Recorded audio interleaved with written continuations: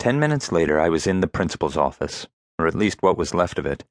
It probably wasn't the best idea to be in a fifth-story room that had just suffered severe structural damage, but the principal, who didn't think clearly on normal occasions, was so enraged that he'd apparently ceased thinking at all.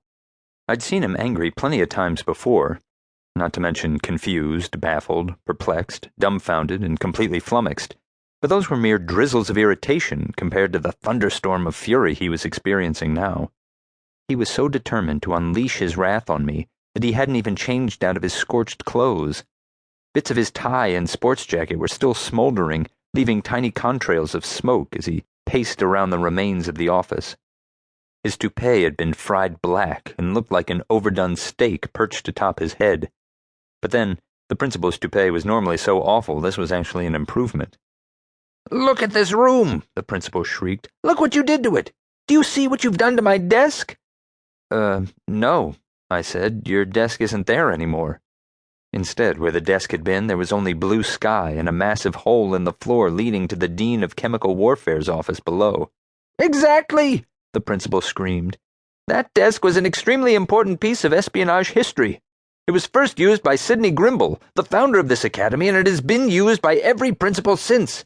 It was a priceless artifact, and you blew it to pieces." "I'm sorry." "I should say you're sorry. If it hadn't been for my keen ears and my lightning reflexes, I would have been killed." This was a lie. Since I'd seen the principal emerging from his bathroom after the blast, I knew that he'd literally been caught with his pants down. It was only sheer luck that he'd been seated on the toilet rather than at his desk when the bomb struck. It might be surprising that even though the principal worked in intelligence, he wasn't actually that intelligent himself, or that, of all people, he'd been the one selected to run a school. But the fact was, no one joined the CIA to become a principal. It was a job no one wanted, and therefore a dumping ground for agents no one wanted.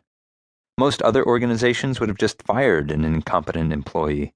But the CIA was run by the government, where incompetent people didn't merely avoid being fired, they were often elected to high offices. "I wasn't trying to hit your office," I explained. "I was trying to prevent some students from getting blown up."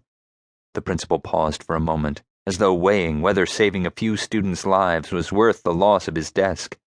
"Why were you even firing live ammunition during a fake battle in the first place?" "I wasn't. Another student loaded the cannon." "It's not very professional to shirk responsibility," the principal scoffed. This from a man who'd swiped the dessert from his secretary's lunch bag for a year and then tried to pin it on the janitorial staff. "I'm not shirking anything," I argued. "I'm telling you the truth. Warren Reeves was in charge of the mortar. Erica Hale and I were helping him, or trying to. Warren insisted he could load and fire the mortar by himself, but he put a live shell in rather than a paint bomb." "How?" "I have no idea. You had me brought up here before I had a chance to find out." Less than 2 minutes after the misfire, 2 very big men from campus security had arrived at the mortar base and demanded I accompany them to the principal's office. Erica was the one who realized the ammo was live. "And yet I noticed that she didn't blow up my office." "She was trying to stop the trigger man. While she handled that, I reoriented the mortar from the other students." "And you aimed it at a building instead? Because the whole point of buildings is that they generally have people inside of them." "Not today," I protested. "This building was supposed to be empty. The SAXA exams were mandatory for all students and faculty." "What idiot said that?" You did?" The principal was already crimson with anger, but now he shifted into a color of red I hadn't known humans could be. A kind of blazing, molten magma red.